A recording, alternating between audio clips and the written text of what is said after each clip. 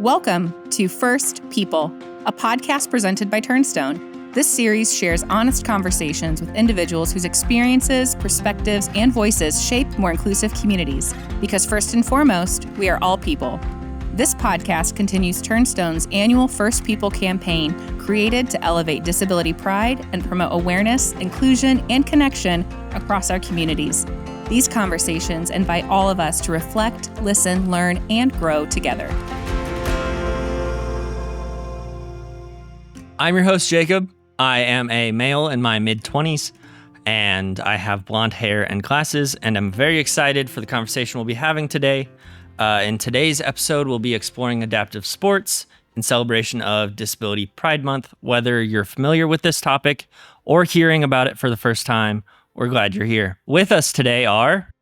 David. I'm the captain of the Turnstone Flyers Power Soccer team, and I also play on the U.S. Power National team. Kevin Hughes, manager of sports at Turnstone. In the summertime, I enjoy playing wheelchair tennis. Winter, I play wheelchair or sled hockey, along with trying to snow ski whenever possible. Mid-40s, fair skin, blonde hair, and I utilize a wheelchair. I'm Brian. I'm tall with brown hair, brown eyes. I'm a paraplegic. I got blown up when I was in the Army. I play a bunch of sports with basketball, sled hockey. I play lacrosse, skydiving, hunting, fishing, trails as much as possible. All right, we're going to go round table, since there's four of us. Dave, how did you get into sports? So it started, I don't know, back when I was probably like 6 or 7. Does that sound right? So from a really young age, I was recommended to attend Turnstone by my doctor. And I started doing PT and OT, and I ended up trying a bunch of adaptive sports. I started with basketball, did a little bit of swimming. I think I did like tennis for a little bit. And then I picked up power soccer around 2009, 2010. Just never looked back, honestly. Yeah, so very similar to David. I went to preschool at Turnstone. So I grew up in that environment and then was involved with a lot of different activities and stuff at Turnstone. Tried all the different sports, got involved. For me, basketball was the one I landed on, and continued that from grade school all the way through high school. And then obviously got involved with a lot of different other sports. And then later on, started working at Turnstone. After I got hurt, I had a close friend talk to me about playing sports and whatnot. His name is Scott Hollenbeck. He turned to me and was all like, have you ever interested in playing basketball, in a wheelchair? And I was like, what are you talking about? Because he's also in a wheelchair. But he's done anything you can think of that involves a wheelchair. He's done it. He's been a Paralympian. He's done Ironmans, everything. And he's the one who talked to me about, playing sports. And I started with basketball, and then we were doing basketball. I just started doing anything I can. What role has sports played in your story? Like, how has it affected your life? Like your life trajectory? I mean, I think sports has really brought me out of my shell. I don't want to speak for everyone, but I think a lot of people can relate. When you have a disability, you don't get like the same life experiences as a lot of other people. But I think being put into an environment where you're expected to compete at such a high level and like to the best of your ability, and like when you're held to such a high expectation, both by yourself and by those around you, I think it really pushes you. So yeah, I think sports really like pushed me out of my shell, allowed me to be a lot more outgoing, and just I've been able to meet like so many people who are shared similar experiences that I do. And, if I didn't have adaptive sports, I don't think I'd be as outgoing or well set up in life. You're like a world traveler too, which is very cool. Yeah. I know that you're headed to England here in 2 weeks. 9 days. 9 days? I'm Yeah, that's crazy. Heading to England for an international friendly against England. That's cool. What about you guys? Yeah, so kind of add on to David, I'm sure many listeners right now are like, yeah, that's what sports did for me too. Regardless if you have a disability or not, I think the highlight is for individuals with disability, sport might be that one entity, that one club that really speaks to them. And it might be where they don't fit in many different ways, but then they fit into sport, right? Even if we've had a lot of athletes involved that might have never even considered themselves as getting into a sport or being an athlete.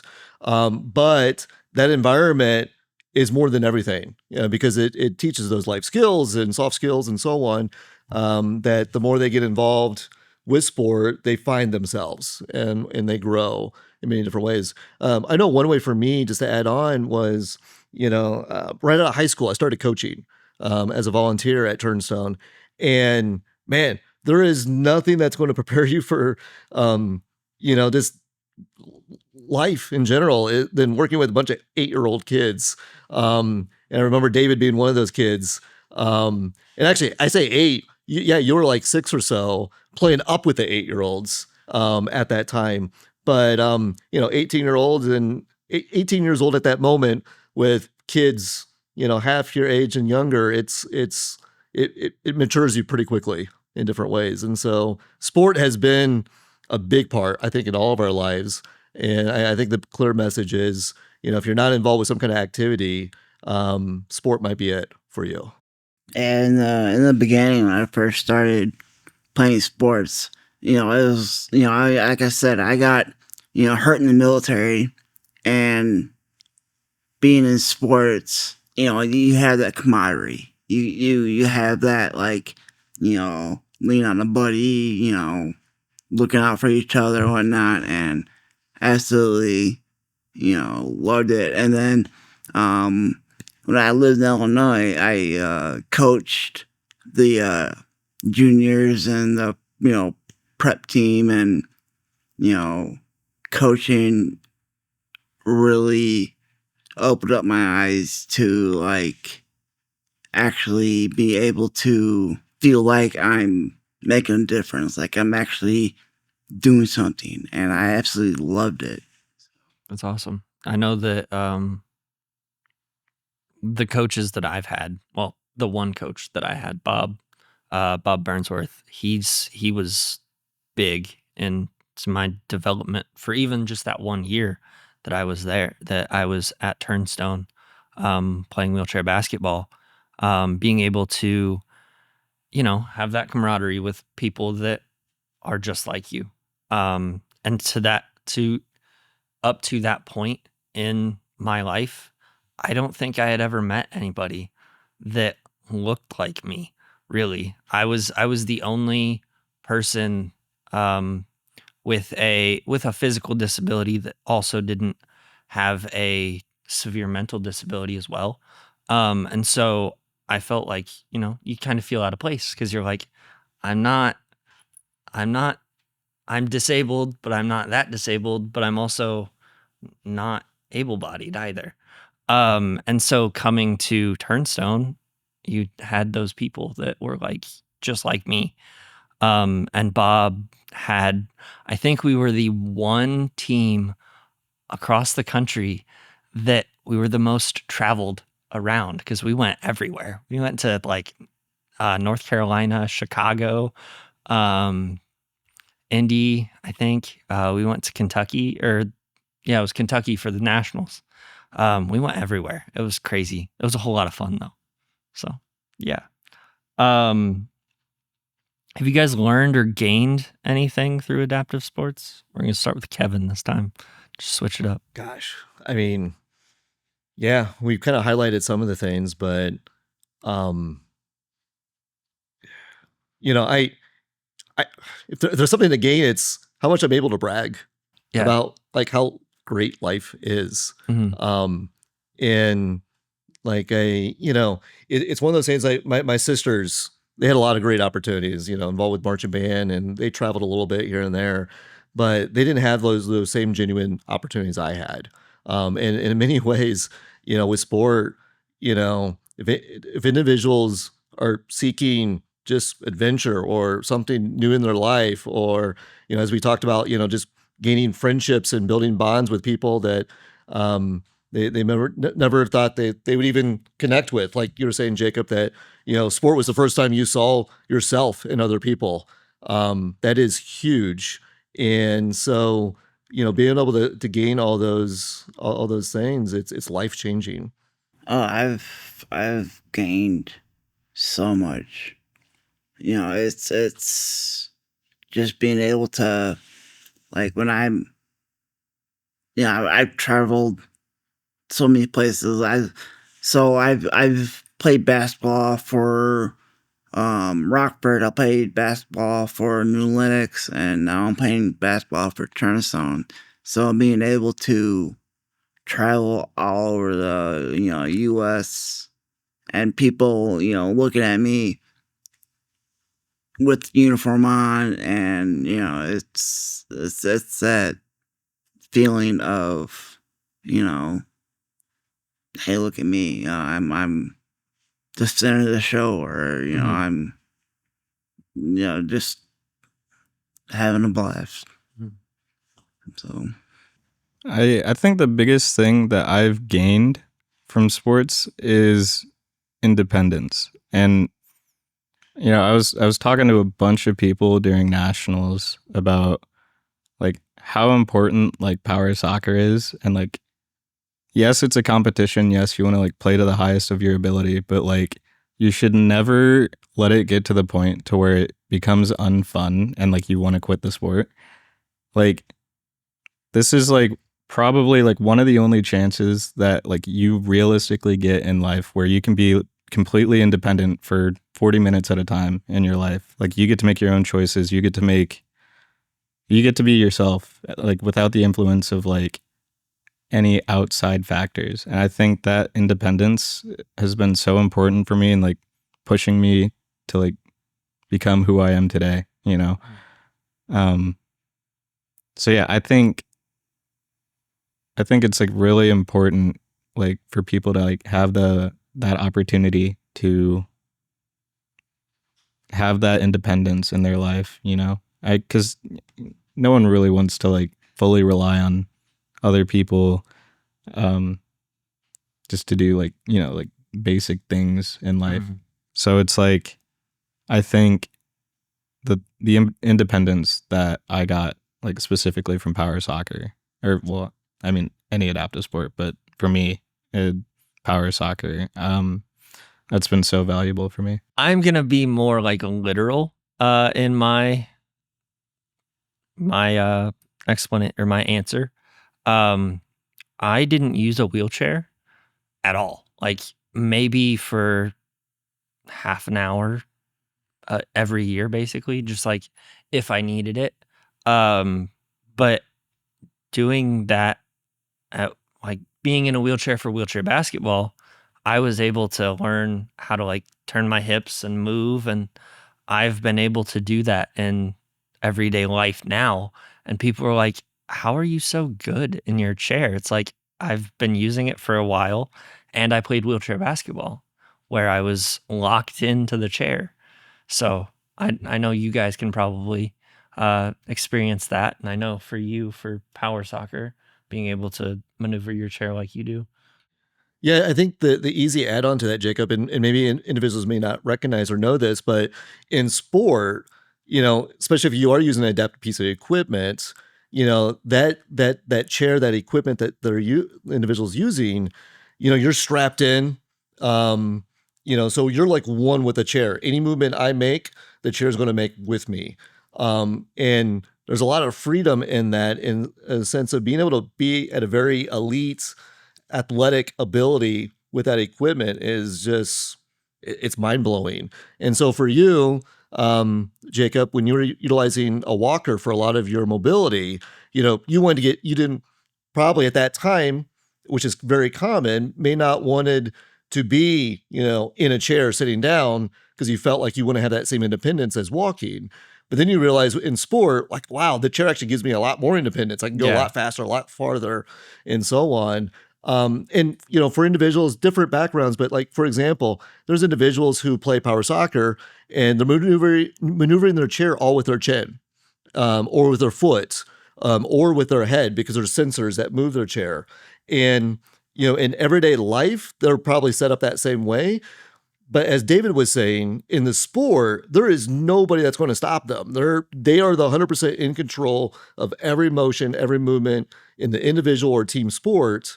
Whereas that's the best freedom they'll have throughout the rest of their day, is in that 40 minutes or whatever that time frame for that sport is. So yeah, it opens up doors and it opens up kind of mindsets of, oh, how can I live life maybe even more full, with the accommodations.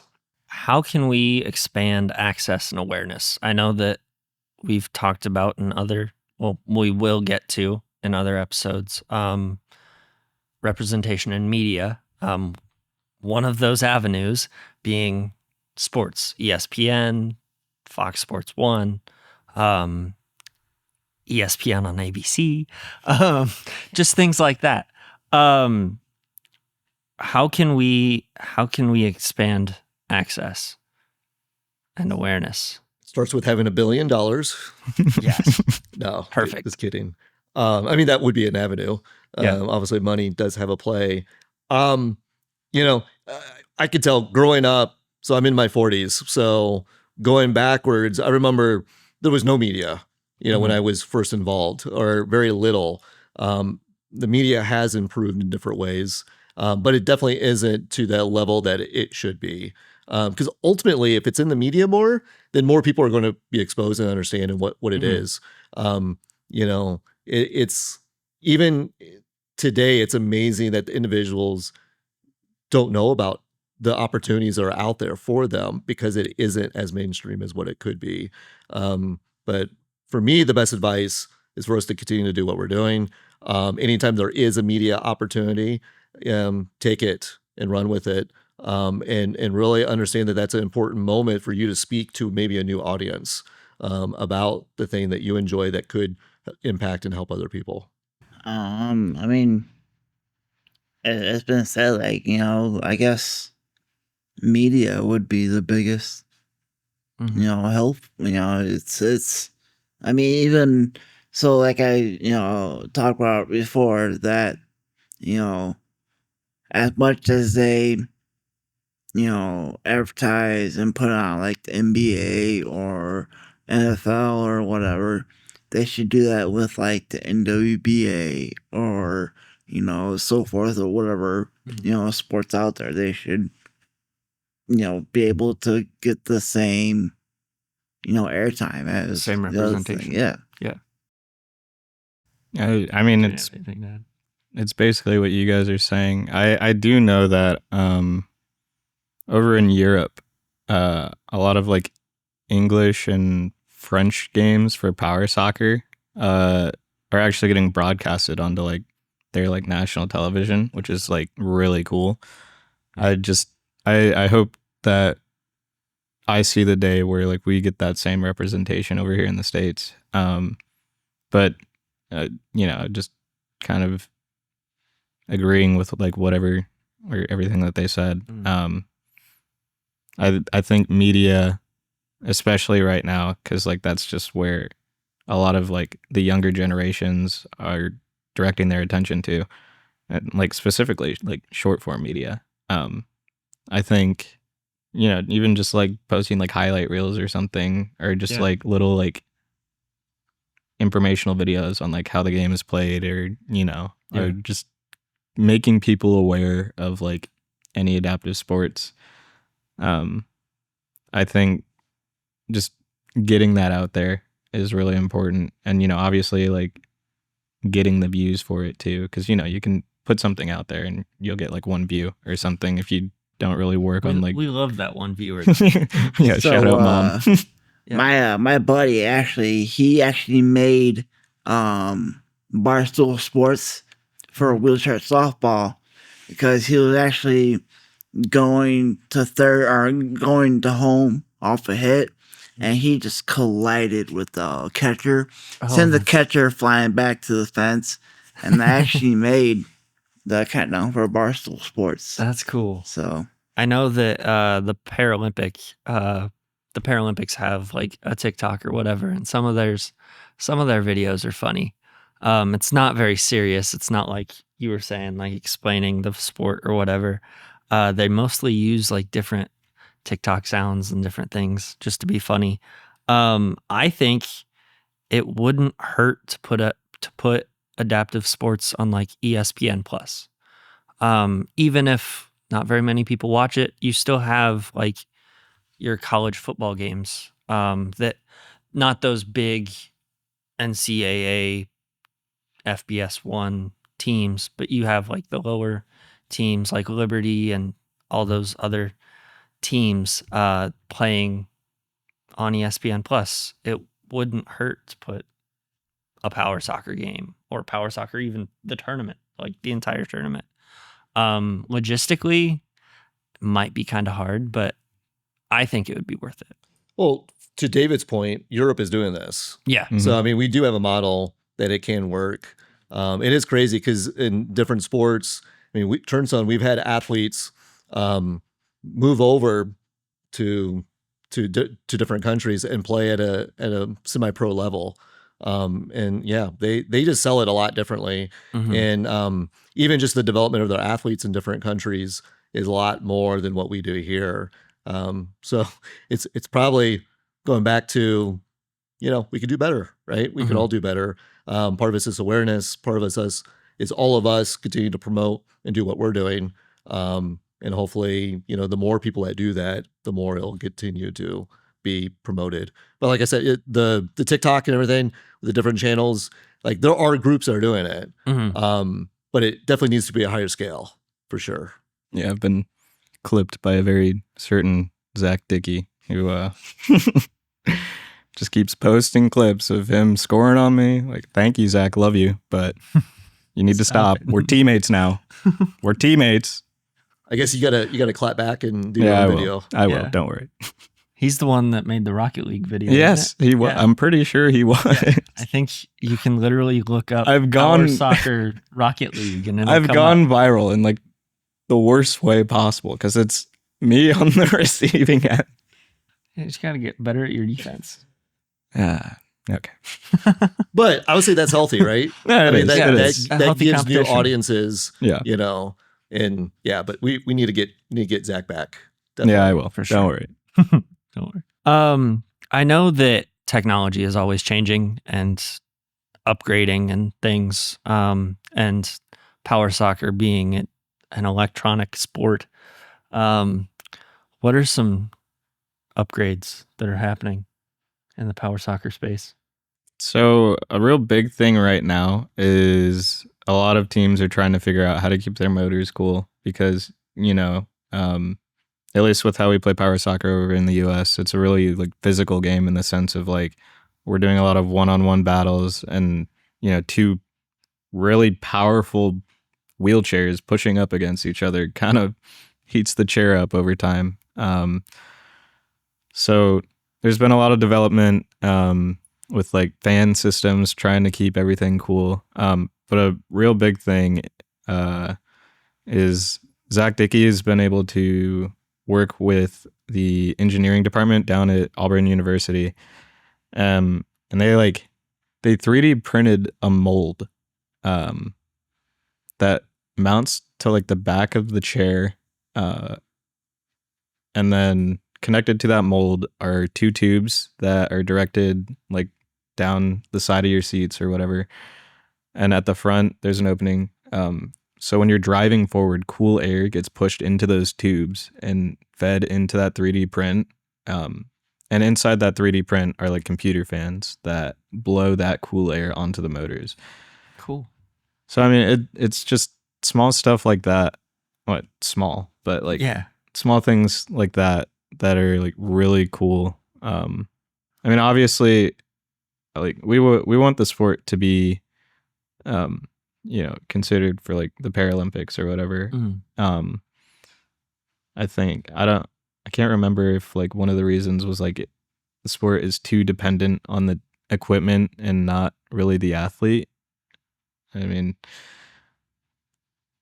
That's debatable. it is, because it's like, yes, to a certain extent, but it's also like not the chair that's doing the work. It's the person in the chair that's manipulating it to do what they want it to do.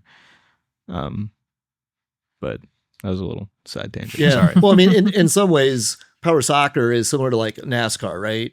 Like if there's no regulations, people will go wild. Oh yeah. And will push beyond the boundaries. So I think that's what is really happening is they're just trying to make sure things are regulated to the point where it's equal. But at the end of the day, as you know, you could soup up your chair to a level that other players could not do and handle. So you'll have that advantage in a good way because you could push the chair to a higher level than the average person. Actually, I would say you're in a very minor, like a very low percentage of people who can handle the chair at that level, which is cool. But what I love seeing is there's a lot of athletes now that are becoming these engineers in changing the sport in every sport. I'm never surprised when I see a new chair for sport. And they're always looking for strong material or better welds to make it lighter, stronger, and more efficient. And then there's people that are looking at, well, how can we make it still adjustable, but do all those things too? So it's evolved a lot to the days when power soccer, you were using your everyday chair. Wheelchair basketball used to be like that. It's wild to think how far we've come, and it's good to see. It'll only continue to grow. For sure. As technology tends to evolve, other things will evolve as well. We've talked about a couple adaptive sports events, and we have our adaptive sports guy over here for Turnstone. What are some sports events that are coming up soon, whether that be in July, August, or near the end of the year? Yeah, so actively right now, we have wheelchair tennis. Actually, I should say wheelchair and adaptive tennis. We started a new partnership with Wildwood Racket Club. So we have one night a week out there, and then we have additional 2 nights, so 3 times to hit and play wheelchair or play tennis. But the other 2 are at different parks throughout the city. So we got that coming up or going on actively. We have a cardio group coming up. So individuals who are preparing, whether it's for the upcoming Fort for Fitness, so a 5K, 10K, half marathon, or they just want to do it for their own personal benefit. Once a week, right now, we have our cross-training program. So it's a 12-week program that leads into our fall sports for athletes to really crush it in working out on battle ropes and boxing and split ropes and medicine balls, you name it. We kick your butt. And then you're encouraged to do that workout multiple times throughout the week, but once a week you're with the trained professionals. Crossing into that, we have individuals that continue to come in to shoot hoops on a basis. I know I'm missing a few things, but we have our track and field program. And one cool thing about track and field is, we have individuals who are using adaptive equipment, and we have individuals that might have some kind of disability that limits them, but from their peers, but they're still competing in running motion, throwing, and so on. So a lot of different opportunities, and all that's at turnstone.org. We have a guest who's performed at an elite level for their adaptive sport. Can you speak on how that journey started and how you got to where you're at? Do you want me to the whole spiel? Keep it within the soccer, or because I kind of went over it earlier, but I think, are you asking how he got to the national level? Yeah. Okay. How you got there? I'll just keep it at the soccer level. Yeah. Okay. Yeah. So kind of like how I mentioned before, I started in 2009, 2010. started out in some of the lower cups, and just kept working on my craft. Started climb through the cups a little bit, and I think around like 2013, 2014 is like really when we started to like make the push for the Premier Cup. And I think in 2015, that's kind of where like my mentality shifted. Like I can really like start taking this team seriously. Like I want to like start competing for a spot on the national team. So that year we won nationals, we moved up to the Premier Cup. And then the year after that, we made it through the national tournament. Had a kind of a rough start, but we ended up making the championship game, like in the top division in the country. It's just been a really vicious cycle for like the last probably 5 years of just runner up.